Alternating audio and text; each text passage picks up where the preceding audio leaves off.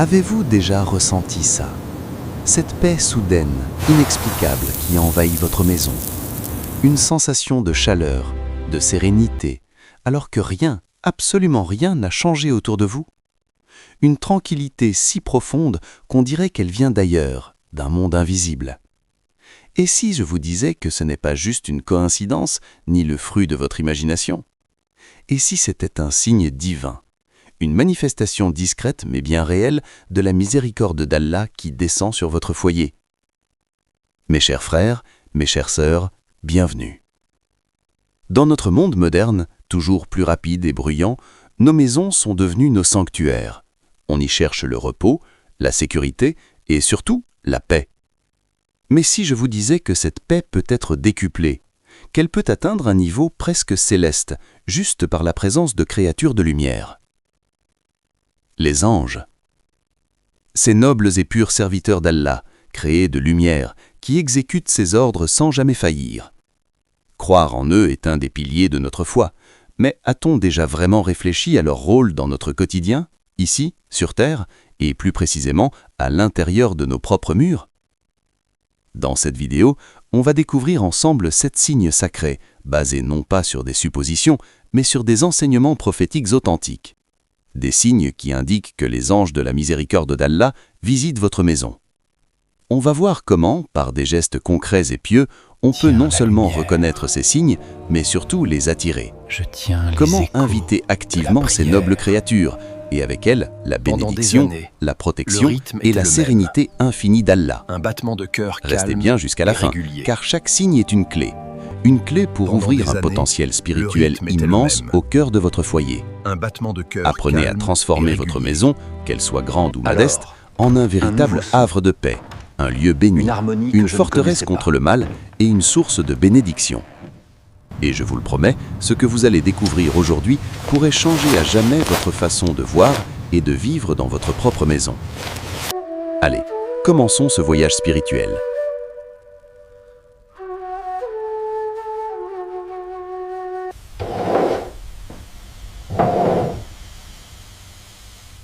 Signe numéro 1. Le son du Coran qui emplit l'espace.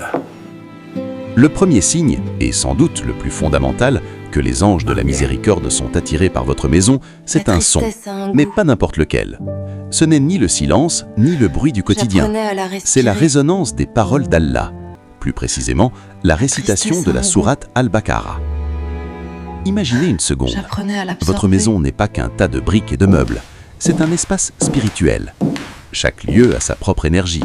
Certaines maisons semblent lourdes, pesantes. Les disputes y éclatent facilement, on y sent un malaise. D'autres, à l'inverse, respirent la tranquillité. On s'y sent bien, apaisé, même en tant que simple invité. La différence majeure entre ces deux foyers, c'est souvent ce premier signe. Notre bien-aimé prophète, Mohammed, paix et bénédiction sur lui, nous a donné une instruction très claire. D'après Abu Huraïra, il a dit « Ne faites pas de vos maisons des tombeaux ». Certes, le diable, Shaitan, s'enfuit de la maison où l'on récite la sourate Al-Baqarah. Ce hadith est apporté par l'imam Muslim et d'une puissance incroyable. Réfléchissons un peu à ces mots. Ne faites pas de vos maisons des tombeaux. Qu'est-ce qu'un tombeau? C'est un lieu de silence éternel, déconnecté de la vie, un lieu où l'on ne prie pas, où l'on n'invoque pas Allah. Une maison sans la parole d'Allah, sans prière, sans dhikr, est spirituellement morte. Elle devient une coquille vide, un terrain de jeu parfait pour les influences négatives et les chuchotements de Shaitan. Et quelle est la solution du prophète? La sourate Al-Baqarah, la plus longue du Coran. Le prophète Chouazim nous dit que sa récitation a un effet direct. Le diable fuit, il ne reste pas, il ne négocie pas, il déguerpit. Quel rapport avec les anges? C'est une loi spirituelle assez simple. Là où la lumière entre, l'obscurité s'en va. Quand vous purifiez votre maison de la présence de Shaitan avec la sourate Al-Baqarah, vous créez un vide. Et ce vide est immédiatement rempli par la présence des anges de la miséricorde. Ils sont attirés par les lieux purs, sanctifiés par la parole divine. Un autre hadith rapporte la parole du compagnon Abdallah ibn Mas'ud. Lisez la sourate Al-Baqarah dans vos maisons, car certes, Shaitan ne rentre pas dans une maison dans laquelle est lue la sourate Al-Baqarah. Le signe n'est donc pas de voir un ange, mais de ressentir les effets de sa présence. Une atmosphère purifiée, moins de tensions, moins de conflits, moins de pensées négatives. Si chez vous le Coran est lu régulièrement, que ce soit par vous, votre conjoint, vos enfants, ou même via un enregistrement avec l'intention de bénir le lieu, vous avez déjà posé la première pierre pour en faire une demeure visitée par les anges. La maison devient vivante, elle respire la baraka, bénédiction. La parole d'Allah agit comme un bouclier et un phare qui guide les anges jusqu'à votre porte. Les savants expliquent que la récitation ne doit pas forcément être faite d'un trait. L'important est que la maison soit constamment irriguée par le flot des versets. Alors, posez-vous la question, quand est-ce que la sourate Al-Baqarah a résonné pour la dernière fois entre vos murs? Si la réponse est « ça fait longtemps » ou « jamais », vous avez là une action simple et puissante à mettre en place dès aujourd'hui. Faites de votre maison non pas un tombeau, mais un jardin où fleurit la parole d'Allah. C'est le premier et le plus grand signe que les anges y trouveront refuge.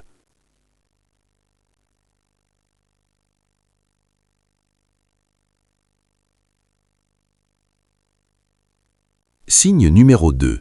Un foyer purifié des représentations figurées. Le deuxième signe est un peu différent. Il ne s'agit pas d'ajouter quelque chose, mais plutôt de retirer, de purifier. Un foyer qui accueille les anges de la miséricorde est un foyer visuellement pur, libéré de toute représentation d'êtres animés comme les humains ou les animaux. Ça peut paraître surprenant dans notre culture moderne saturée d'images, de photos et de bibelotes. Pourtant, les enseignements prophétiques à ce sujet sont très clairs. C'est une condition essentielle pour que les anges de la miséricorde décident d'entrer.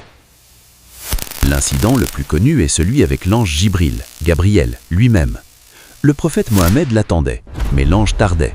Inquiet, le prophète est sorti et a trouvé Jibril qui l'attendait dehors. Quand il lui a demandé pourquoi il était en retard, Jibril lui a répondu par une parole qui devrait tous nous interpeller. Nous, les anges, n'entrons pas dans une maison où il y a un chien ou une image. Ce hadith est dans les recueils les plus authentiques, Sahih al-Bukhari et Sahih al-Muslim. Dans une autre version, l'ange refusa d'entrer à cause d'un rideau avec des images et a dit « Comment vais-je entrer alors qu'il y a dans ta maison un rideau sur lequel il y a des représentations figurées ?» Soit les têtes doivent être coupées, soit il doit être utilisé comme tapis sur lequel on marche. Certes, nous les anges, nous n'entrons pas dans une maison dans laquelle il y a des représentations figurées. Pourquoi cette règle si stricte? L'imam An-Nawawi explique que créer des images d'êtres animés est une tentative d'imiter la création d'Allah, ce qui est une grave désobéissance.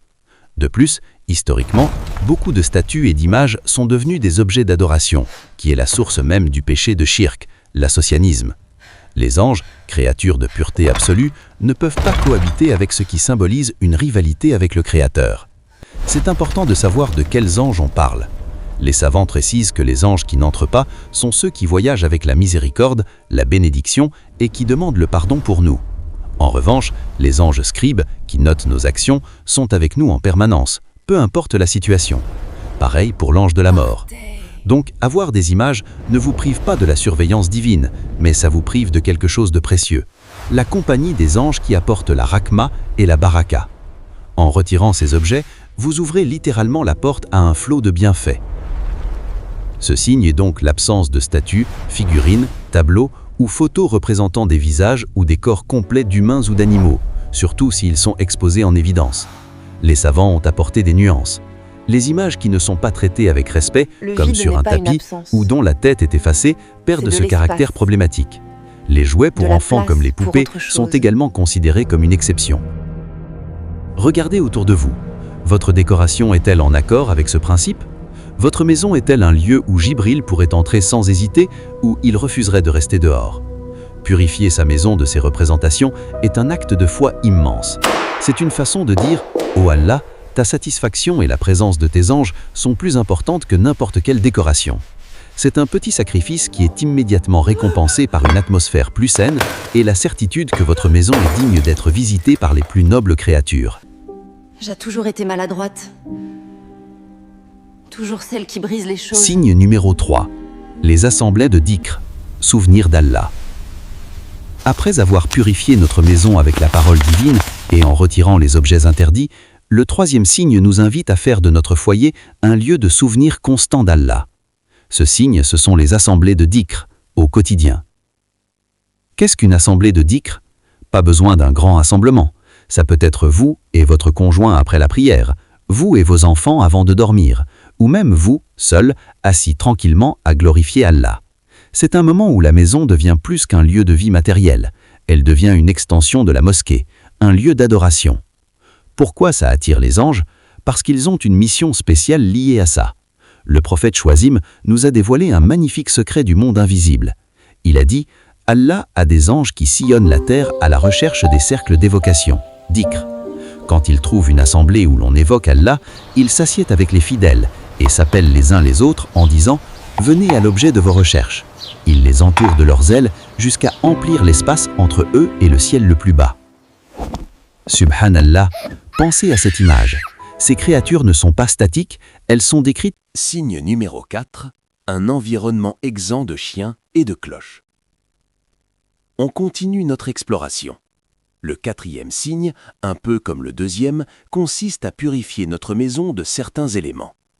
Il s'agit de l'absence de chiens gardés à l'intérieur, sauf pour les raisons autorisées, et de l'absence de cloches.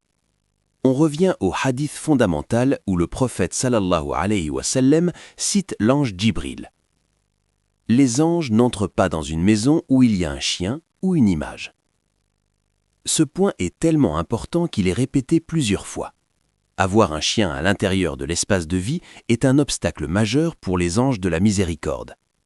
Il faut bien clarifier ce que dit la jurisprudence islamique. L'islam n'interdit pas de posséder un chien de manière absolue.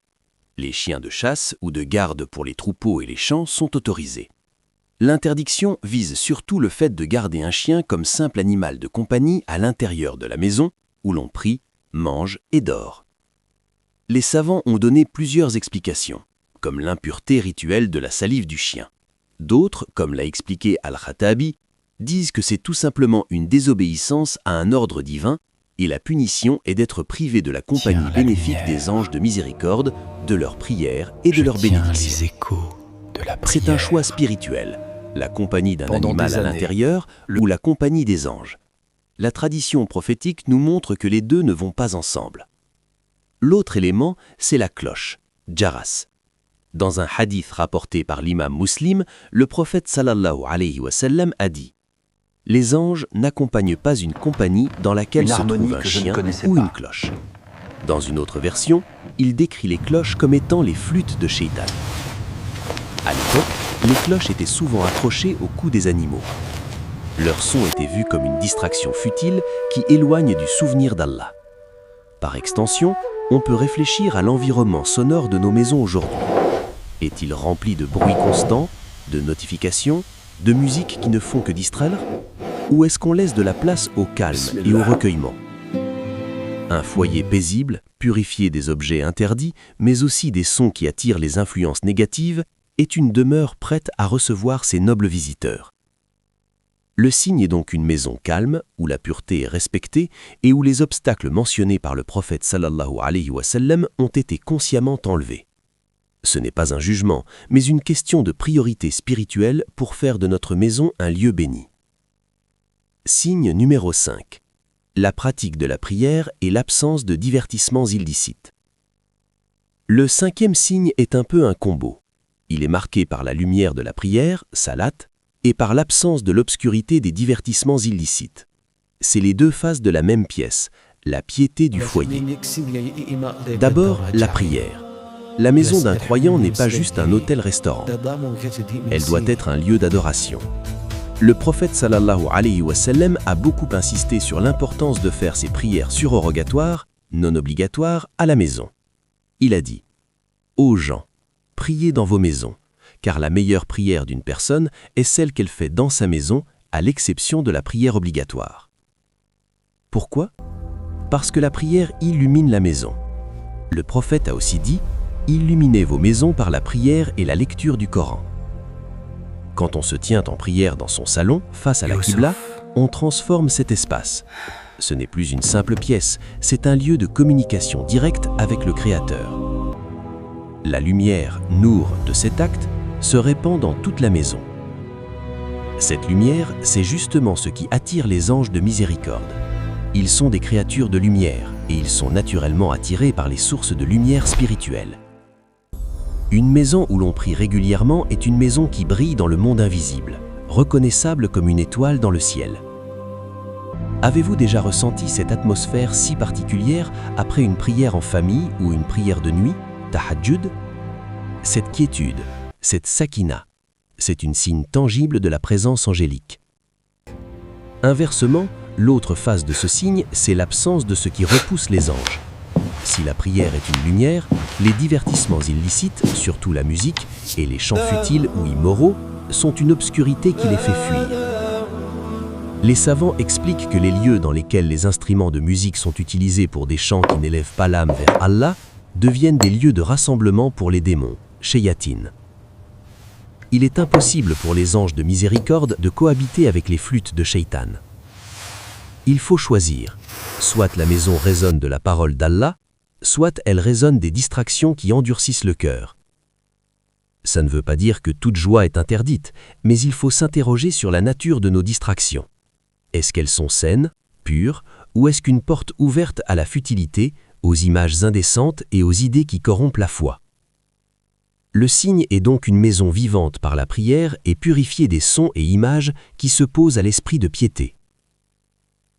Faites l'inventaire. Votre maison est surtout un lieu de divertissement ou un lieu où Allah est adoré? En faisant de la prière le pilier de votre foyer, vous envoyez un message clair au monde invisible: cette maison est pour Allah, et ses anges y sont les bienvenus. Signe numéro 6. Le comportement noble et la paix entre les habitants. Le 6e signe est plus subtil. Il ne s'agit pas d'un objet ou d'une action, mais de l'ambiance générale et des relations entre les gens qui y vivent. Un signe que les anges visitent votre maison est la présence d'un comportement noble, ahlak hasana, de la douceur dans les paroles et un sentiment général de paix et d'harmonie. Les anges sont des créatures de paix et de pureté. Ils sont repoussés par la colère, les disputes, les gros mots, la mensonge ou la médisance. Ces comportements créent une atmosphère spirituelle toxique, une obscurité qui attire les shayatines et fait fuir les anges de miséricorde. Imaginez une maison où les cris sont constants, où la colère éclate pour un rien, où mari et femme ne se parlent pas de tendresse. Même si on y lit le Coran, cette atmosphère de conflit annule beaucoup de bienfaits. À l'inverse, une maison où règne la miséricorde entre ses habitants reflète un des plus beaux noms d'Allah, Ar-Rahman, Ar-Rahim. Le prophète sallallahu alayhi wa sallam était le modèle parfait de ce comportement. Sa maison était un lieu de paix et de gentillesse. Il aidait aux tâches ménagères, plaisantait avec ses épouses, était tendre avec les enfants. Il a créé un foyer que les anges aimaient visiter. Quand vous faites l'effort de parler doucement même en étant contrarié, quand vous choisissez le pardon plutôt que la rancune, vous ne faites pas qu'améliorer vos relations familiales, vous assainissez l'environnement spirituel de votre maison. Vous la rendez hospitalière pour les anges. Le Coran et la Sunna nous rappellent sans cesse d'être bons, surtout en famille. Le prophète sallallahu alayhi wa sallam a dit: « Le meilleur d'entre vous est le meilleur envers sa famille, et je suis le meilleur d'entre vous envers ma famille. » Rapporté par At-Tirmizi. Ces règles ne sont pas juste sociales, elles ont une dimension spirituelle. Chaque acte de bonté est un acte d'adoration qui purifie le cœur et la maison. Le signe est donc palpable, c'est ce sentiment de sakina, tranquillité, qui n'est pas juste dû à l'absence de bruit, mais à l'absence de conflit. C'est une maison où l'on se sent en sécurité, émotionnellement et spirituellement. Posez-vous cette question honnête. Si un étranger pouvait ressentir l'âme de ma maison, sentirait-il la paix ou la tension? La réponse est un indicateur puissant de la présence ou de l'absence des nobles visiteurs d'Allah. 7e et dernier signe. La baraka visible et la protection inexpliquée. Le 7e et dernier signe, c'est la conséquence de tous les autres. C'est le fruit qu'on récolte après avoir semé les graines de la piété. Ce signe, c'est la manifestation de la baraka dans le quotidien et ce sentiment d'être protégé de manière inexpliquée. Qu'est-ce que la baraka? Ce n'est pas forcément d'avoir beaucoup d'argent. La baraka, c'est quand peu de choses suffisent. C'est un repas simple qui semble nourrir toute la famille et même un invité surpris. c'est une petite somme d'argent qui dure plus longtemps que prévu. C'est une bonne santé, où les maladies sont rares, c'est une harmonie qui dure malgré les difficultés. Un hadith mentionne que la maison où le Coran est lu est un lieu d'aisance visité par les anges, alors que celle où il n'est pas lu en est privée. Cette sensation que les choses sont facilitées, c'est une manifestation de la baraka apportée par les anges. Ils ne viennent pas les mains vides, ils sont porteurs de la bénédiction d'Allah. Leur impact est concret, les affaires deviennent plus simples, les projets aboutissent. Ce n'est pas de la magie, c'est la promesse d'Allah. Quand vous vous occupez de ses commandements, il s'occupe de vos affaires. Le deuxième aspect, c'est la protection. Avez-vous déjà échappé de justesse à un accident domestique? Un objet qui tombe juste à côté, un début de feu qui s'éteint tout seul, un enfant qui évite une chute par miracle. Le Coran nous dit qu'Allah nous a désigné des anges protecteurs. Dans la sourate Ar-Ra'd, verset 11, il est dit « Il a par devant lui et derrière lui des anges qui se relèvent et qui veillent sur lui par ordre d'Allah. » Même si ces anges gardiens sont toujours là, la piété d'un foyer et la présence renforcée des anges de miséricorde créent un bouclier spirituel encore plus fort. Ces coïncidences heureuses ne sont souvent pas des coïncidences, ce sont les interventions discrètes et efficaces de ces gardiens célestes agissant en ordre d'Allah. Un autre aspect de cette protection, c'est la difficulté à commettre des péchés chez soi. Quand une maison est remplie de la lumière des anges, l'atmosphère devient répulsive pour le mal. On se sent mal à l'aise à l'idée de mentir, de regarder quelque chose d'indécent ou de se mettre en colère. C'est comme si l'environnement lui-même nous encourageait à la piété.